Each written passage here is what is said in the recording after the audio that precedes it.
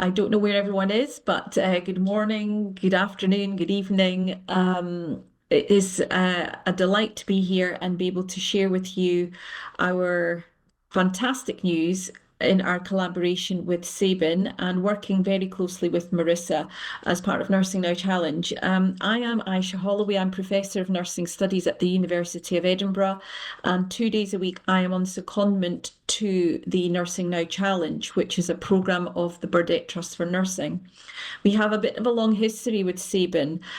We partnered with them when we were Nursing Now, which was a global campaign back in 2019. And that was very productive. And I'm glad to say we've continued that fantastic relationship with them. I'm going to just, as Marissa has said, give you a brief overview of what Nursing Now Challenge is. We are a global network of students and early career nurses and midwives. We now have we're almost just shy of 220,000 members of the challenge. We are across 126 countries. In fact, actually, that we are more than that. I think we're at about 150 now, just with the recent numbers. And that covers 1,200 organizations and similarly, same number of individuals. We are seeing great increase in our numbers. Our new countries that have joined the network recently are from Antigua and Barbuda all the way to Yemen, Venezuela, Nicaragua, so all across the world. And I am sure we are going to be in every country shortly. Next slide, please. This is what our global membership looks like in terms of visuals, and you can see by regions. We are a regional organisation. We align and map to the WHO regions of Afro, America, PAHO, EMRO, Euro, Southeast Asia, CERO region, and WIPRO. And you will see the different profiles of members, organisations across those countries. Next slide, please. We have a very flat structure. We have a Nursing Now Challenge Advisory Board made up of senior nurse and non-nurse leaders from across the globe. Many have been chief nurses within country, ministers of health and education, and non-nurses. And some of you may already know people like Srinath Reddy, Francis Amazwa, and they come from all across all regions. Our chief executive of Burdett is Claire Cable. Next slide. These are the remainder of our advisory board, and we meet about 3 times a year. They're very aware of our work with Sabin, and Marissa has presented to that board last year.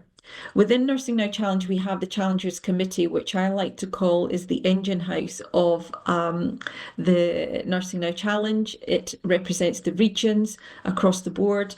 These are run and led by students and early career nurses, many of them working. They cover 61 countries.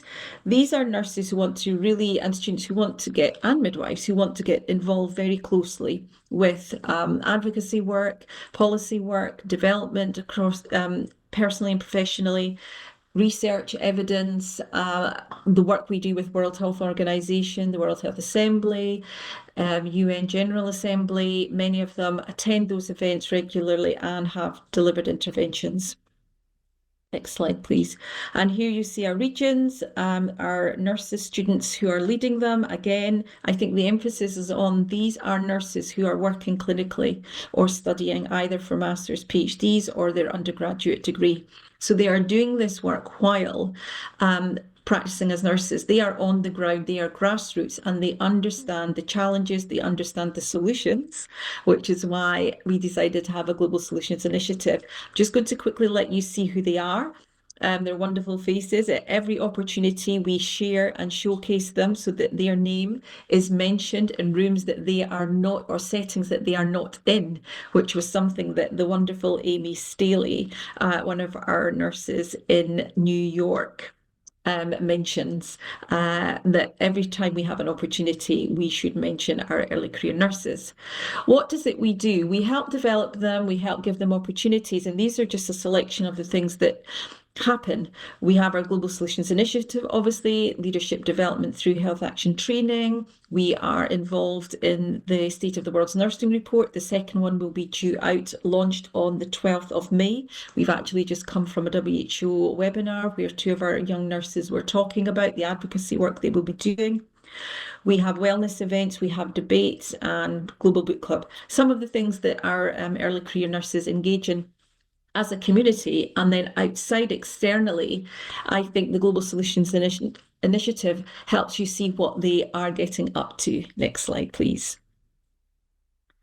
And I think at this point, we really do want to say a huge thank you to Marissa and Sabin. They are one of our most treasured and cherished partners. We have very few partners. We work collaboratively and closely with others, World Health Organization, ICN, etc. But Sabin has been absolutely fundamental to some of the really deeply important work we are doing, where we are taking nurses who do not get opportunities to be in places of influence, to understand how policy, how global health priorities are, or initiatives come to fruition, the politics of it all. How can we move things forward? How can we come together as social movements? And that's what's happened here. So, they're aligned. A lot of our mission and vision is aligned here. We're sharing ideas, encouraging the development of nurse and midwifery-led innovation. We are the largest workforce, the largest health workforce, and we know that without that workforce, we will not see universal health coverage. We will not see disaster preparedness. We will not see prevention on a global scale. We require this workforce to do that, and they have many of the solutions.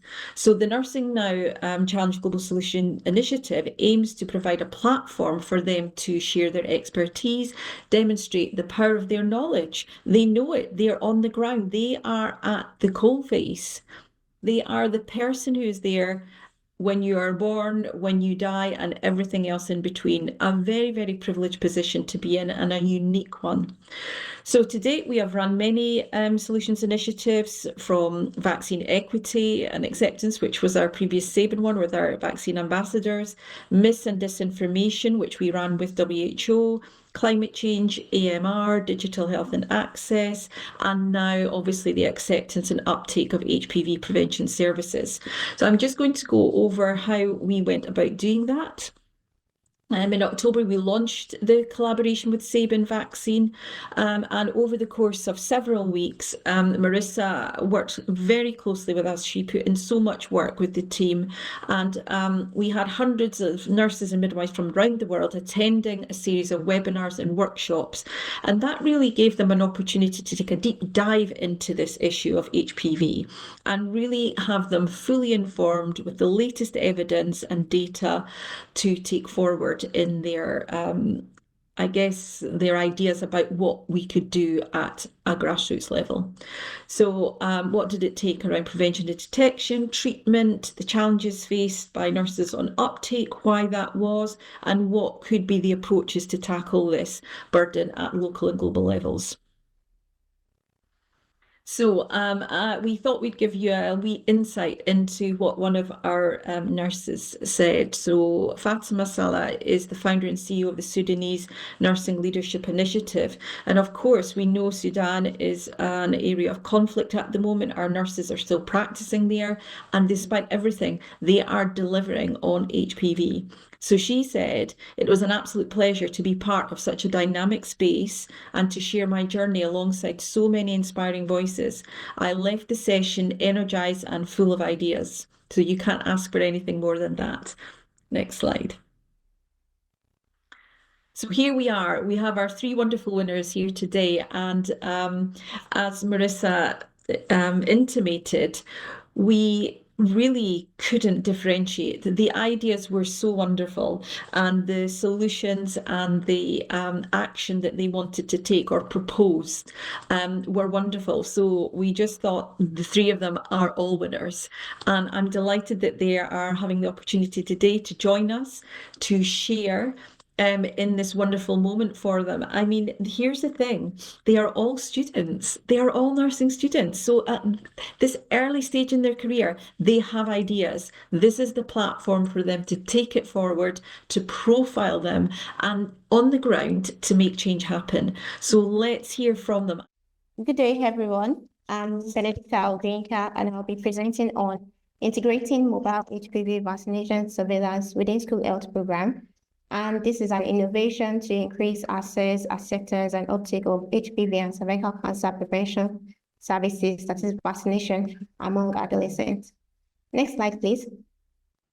So a little bit about me. I am a fifth-year nursing student in the University of Ibadan, Nigeria, and my interest lies in female reproductive health research and healthcare innovations in addressing pressing public health challenges.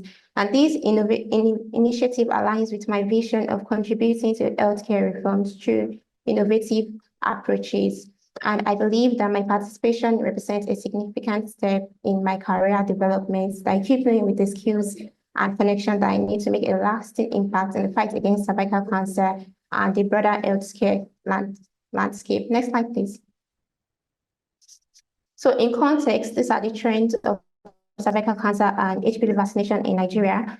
As reported by the Global Cancer Statistics in 2020, Nigeria bears the highest burden of cervical cancer incidence and mortality in Africa, with 12,075 new cases and 7,968 deaths annually. And these statistics also revealed that a woman dies of cervical cancer every 2 minutes, and this underscores the critical need for urgent interventions.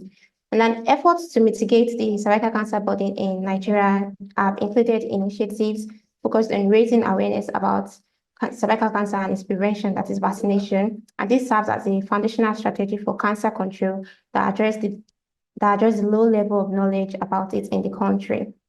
Despite Nigeria's significant progress in 2023 by introducing the HPV vaccine into the Nigeria's routine immunization program, challenges persist, and a study highlighted that misinformation, cultural barriers, and gaps in accessibility and tracking are key obstacles to the efforts. Next slide, please.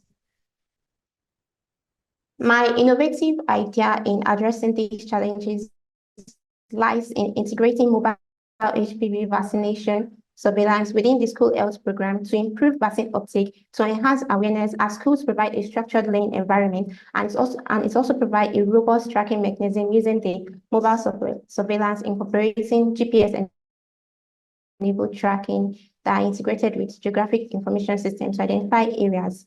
Next slide, please. The services that this innovation will render include: one, the vaccination team will be able to map out coverage in real time and address these gaps promptly. And also areas with low vaccination rates can easily be identified for targeted interventions, for example, through awareness campaigns and intensified health education. The second service is that this innovation facilitates data collection. It enhances reporting accuracy and supports accountability frameworks with the HPV vaccines. The third service is that the school health program also enables targeting adolescent girls either in the primary, secondary, or tertiary institution. And these are key demographics for achieving herd immunity and also aligns with the global health goals for cervical cancer prevention. Next slide, please. My personal experience and inspiration, my idea stems from a personal encounter with a rare case of cervical cancer in a young woman aged 21. And this experience was striking to me as cervical cancer is typically associated with the older women, as human papillomavirus itself can take years to develop. Now, witnessing this physical and emotional toll of this disease at such an early stage ignited my curiosity, and it led me to conduct an undergraduate mini research on the knowledge of cervical cancer prevention and perception on HPV vaccination initiation among female undergraduates in my schools. My findings inspired the focus of this innovation on implementing preventive measures targeted at the younger population. Next slide, please. Now, in implementing this innovation, there are various strategies that will be employed. The first includes creating awareness by leveraging social media campaigns, conducting workshops to address the myths that can promote public knowledge. And this can also enhance parental permission of vaccination, especially in the primary and secondary schools. The next is health education, and this is key as identifying areas of knowledge gaps among the populace helps in dispelling myths and misconceptions, and this can be achieved through community outreach and education. Also, the school program provides a suitable environment for learning, and parents can be invited to take part in the learning process. The third is collaborating with local non-governmental associations, healthcare providers, majorly nurses, global vaccination organizations, the schools, health agencies such as the National Primary Healthcare Development Agencies in Nigeria, and also with community leaders at the grassroots. The fourth is advocating for HPV vaccination in school health program, policies, and community health outreach. And a multi-pronged communication strategy will also be adopted. And this includes using a diverse communication channel like email, social media, and events like community outreach and targeted outreach to schools. Lastly, digital health tool that involves the combination of mobile surveillance and using digital apps or websites with GPS tracking. Next slide, please. Now, I've identified some challenges with this innovation, and I'll be addressing them. The first is reaching out of school adolescents. Although Nigeria is ranked above average in literacy level, the majority of children, especially females, are still out of school. To address these barriers, collaboration with community leaders at the grassroots and around school environments will be used to extend outreach beyond the school. The third is misinformation and cultural barriers. By embedding HPV vaccination education into the school curricula and using the trusted voices such as the teachers for advocacy, we can improve the vaccine confidence. The third is police and cost and internet and network gaps. And for this, an offline GPS tracking system will be adopted so that when there is network, then the data can be updated. And lastly is cost and sustainability. Securing long-term funding through partnerships with health organizations and integrating the program into the national immunization schedules will ensure the continuity of it. Next slide, please. Evaluation. To evaluate the progress of the innovation, various strategies will be employed, such as the first, which is digital monitoring efficiency, using the GPS tracking to improve data accuracy. The second is vaccination coverage rate, noting the percentage of adolescents that are vaccinated. The third is geographic reach, knowing the extent of implementation across schools and communities. The fourth is community feedback and uptake rates, using surveys to assess the perception shifts in the community, especially concerning the myths. And lastly is cervical cancer reduction, that is monitoring the long-term incidence rates through the health records. Next slide, please. Yeah, these are my references. Next slide, please. Yeah, thank you very much for starting my presentation. My name is Constance, and I'm a student nurse. Okay, I just completed my Bachelor of Nursing degree. I'm from Kenya. So I'll just talk through my idea. I do not have a presentation. So I also volunteer with this program called Reproductive and Sexual Health Program for Kenyan teenagers, where we focus on creating awareness to the teenagers on their sexual and reproductive health. So when I saw the call for this challenge, I found it interesting because that is my field. That is what I'm interested in most of the time. So I decided to pick it up and let the winning of the challenge motivate me to come up with ideas that can help my community, because I had identified some issues where I had been rotating in a hospital where I was in the department called the Mother and Child Hospital, and also the Family Planning Department. That is where the vaccination takes place, and also things like cervical cancer screening. And I had identified some problems, including the low uptake. For example, in cervical cancer screening, you are just not coming for it at all, at all. And then when we go in Kenya for the HPV vaccination, we go to the schools. We do not, the program is such that it's the nurse, we take the vaccinations to schools. It does not take place in the hospital that much. So in the schools, we target the 10-year-old girls. Those are the ones we call that vaccinations, and we vaccinate them. So I noticed that when we were going for these the school health programs, there was also still a low turn up for these girls. And then there were also some concerns. Some it seems small, like that there is something that could be done about this. For example, some were even saying something like, it's a bit laughable that the boys in my class keep asking me, why do we get injected this? What is it about? Yeah, some were saying that others are hiding because they don't want to be, they don't want to be asked what is that, and they don't know much about HPV. So in my idea, I focused on on that school visit or that day, I intended that make it a bigger deal than it is. We create more attention to the matter, so that we can just a day that is calendared by the school at the beginning of the year. That is like 2 days in twice for the 10-year-old girls. So a day which is called the HPV day. And on this day in schools, the girls are invited to come with their parents. So the activities of the day will include health education to the girls and their parents, and especially the female parents are the ones that are encouraged to come on this day. And then the health education, after that, we also have the parents giving consent for the HPV vaccination to the girls. And then the girls, the parents, after having the health education, they will encourage the female parents to be encouraged to take part in cervical screening. Called for cervical screening. There will be those services there. And my idea, I thought that if we like put them in a group, these women, that is the females, we put them in a group and we talk to them as in a group. Maybe they might influence each other and tell each other, like, let's just do this, as opposed from someone just coming from home and to the hospital to get cervical cancer screening. I thought maybe in a group it will stimulate more of them. Yeah. Yeah, that is about it, out my game. I intend to, since right now I'm not in hospital or attached anyone, I intend to begin it immediately my internship, or even if I can get volunteering chance somewhere, I will like push it through to the people in charge of the vaccination, students in charge, to see what they have to do to say about it. But for now, I've not started meeting on implementation. And then on the evaluation, I think we can monitor the progress if it's working, if it's adding impact. We can monitor it from the records, actually, from the records, the HPV vaccination records and the cervical cancer screening uptake records. Yeah. That is it about my care. Thank you so much. How are you all? I am very excited to be here. This is such a nice opportunity. Thank you, Sabin Vaccine Institute. Thank you, Nursing Now Challenge.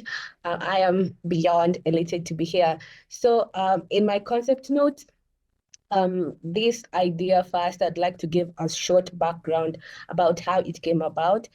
Is because on 1st December, I was invited to go to a very remote area with the local authorities to actually attend a World AIDS Day. And in that area, it is so remote. And so those people, they only understand their native language. And I saw a play that the women had come up with on how to sensitize people on HIV and how to avoid HIV, and how, if you have HIV, how you can take the treatments and the medicines. And the people there were really understanding, and it was really funny to them because they involved some humor, but I don't come from that community. So it was very difficult for me to actually understand what was going on. And so I kept asking my neighbor, what are they saying? What are they saying? But he didn't have the time to actually interpret it for me. So because he was so focused on seeing the play and learning on what is going on. And when I went back home, I remember I sat down and I was like, as healthcare providers, we usually go to these people in these remote areas, like the place that I was in or the area that I'm currently based in, with a lot of information in a language or in a way that it is not culturally relevant to them, and they are in the dark. So that is how I came up with this idea of using native language storytelling and illustrations in creating awareness and crushing myths on HPV and cervical cancer preventive services, most specifically in Tharaka Nithi County, Kenya, where I come from and where I am currently studying. Next slide, please.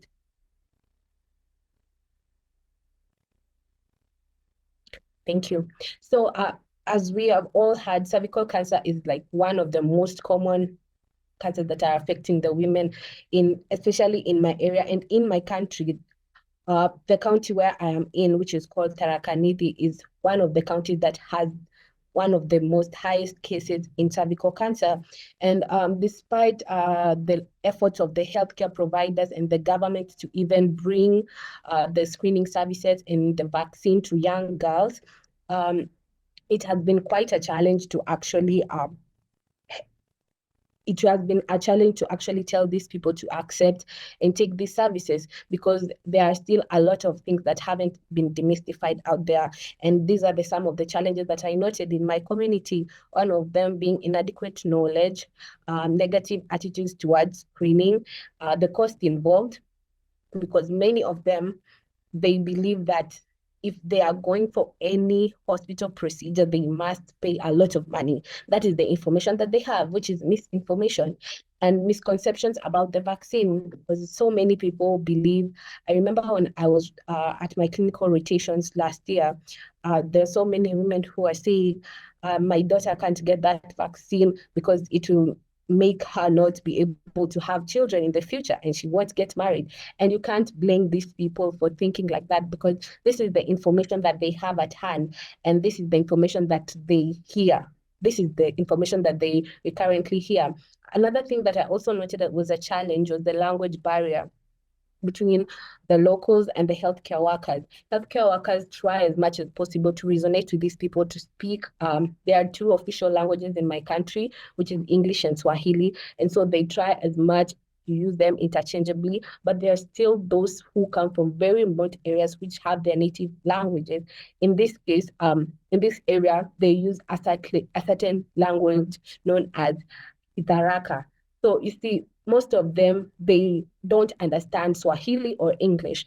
And so it becomes a challenge for them to understand what they are being told. They might be nodding and saying yes and saying they are understanding, but in real sense, it is not really resonating with them. So majority of these people, they are rooted in culture, because we usually tend to forget that there are people who are actually not that exposed, but they're still part of our population, and they have their own beliefs and norms. And I felt like culturally relevant health education would spark their interest and will make them more interested to know what is going on, because they feel seen and they feel like this is actually something that we resonate with. Next slide. Yeah, thank you. And that is how I came up with the solution, where we can increase the uptake, the access of these services by disseminating the correct information about HPV and cervical cancer screening by using storytelling in their native language and use illustration alongside. And I even came up with the name for this because I felt like this would be such a nice way to start. And it would be called Story Zetu Afya Yetu, which is Swahili for our stories, our health. I purposefully gave it that name because also of the cultural resonance, because they need to feel as if this name is resonating also to them. Why storytelling? Because this has been a culture that has been used. For those people who are in very remote areas, people who have not been so much exposed, they know that ever since time past, they use storytelling across cultures to convey important messages, to preserve history, to teach values. And when we're talking about health, it is going to be a very, very important tool to engage these communities and to enable them to have a certain attitude, to have a change in heart and a change in attitude, so that as we are going to give this information, it is going to be taken in well and they're going to act on it. Next slide. So why the native and local language? Because one, the cultural and emotional resonance of the stories. Most of these people are going to be able to have a change of heart and a change of mind. Why? Because this information resonates with them. Most of the people want to hear things that actually they can relate to, things that they can actually sit down back at home and remember it because it resonates with them. Another thing is the effective in reaching out to young girls. These young girls who are mostly targets for getting these vaccines, they like things that engage them. They like fun things. If you come and start telling a girl about a lot of things, blah, blah, blah, take the vaccine, they are going to get bored at some point, or they're going to listen then, and then after they go from maybe that meeting or that convention, they're going to forget, or they're going to just feel like, it was not that important. But what if we engage them in a language that they actually resonate to and bring some sort of entertainment also within it, it is going to spark an interest. They're going to be interested, and they're like, when is the next time you're going to have this again? When is the next time you're going to hear about this again? So it is going to be effective in reaching out to them. Reflection of their values, tradition, and experiences, as I've said about cultural resonance. It is also cultural relevance helps to build trust and credibility, making the messages more impactful. We've seen that one of the things is that these people, they believe more in the myth than in the truth. Why? Because we've not built that trust within them. And also, these health messages can be easily passed from peer to peer through the stories. As they're going to give these stories and in their language, these girls are going to be telling the other girls. So it is going to be perpetuating itself within the community. And this is what we want. We want to keep the conversation going. We want them to talk about it, to raise more awareness about it within themselves. It will also create a friendly environment for the young girls and women to take in the facts, because we are coming in and we are not coming in a very different language that you don't know, or in a very ambiguous language, but you are coming to in a language that you can actually understand and resonate to. Next slide, please. Now, the how are we going to make this happen? So as I was thinking about this and deeply digesting about how this can be done, I believe that this can be done in this ways. Number one is to create skits that are centered on showing the importance of getting the HPV vaccine and dismantle myths and misconceptions. As I said, when I went to that World AIDS Day celebration, they had these skits, like a short skits, of which the women were the ones participating, and they were using their own language. And I saw how people were so keen and so engaged, and I realized that these people can actually be keen and realize and take in the information because they are getting it in a way that they can understand. So it can be in a form of entertainment as well, so that as they are going to think about it later, they also think about the information that we have given them, and then the myths that they've been believing are going to be dismantled.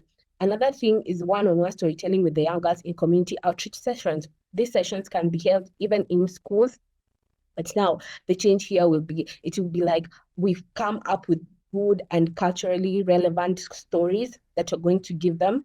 And also we can invite cancer survivors who are within the region, who understand the language, who can be able to give their stories and be able to emphasize on the need of getting the vaccine. We can also use mobile apps and social media to disseminate the stories and illustrations widely. Social media is nowadays known for being so an effective tool in giving out information or disseminating information. So we can do this also through media platforms like Twitter. We can use TikTok, we can use YouTube, we can come up with short skits and put them there, and they're going to be in those languages. We can also initiate a health education program in the local radio station.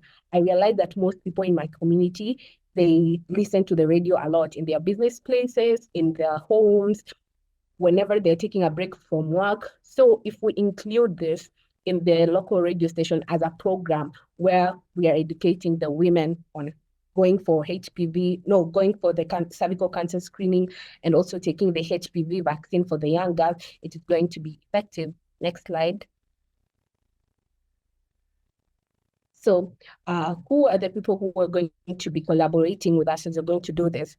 We're going to need community health volunteers who will be able first to help us to know these areas where not many people reach, not many healthcare providers go to, because these community health volunteers are really important. Healthcare providers, nurses, of course, doctors and oncologists to help us to be able to give the right information, nursing students, because I believe that young girls, they want to see, they have this rapport with young people as well, and they somehow look up to us, and they're like, oh, I'm still in high school, but I want to get to maybe university or something, and they look up to us. So it would be a good way for us to talk to them, because they will feel close to us. They feel like we're not that far from them and we understand them.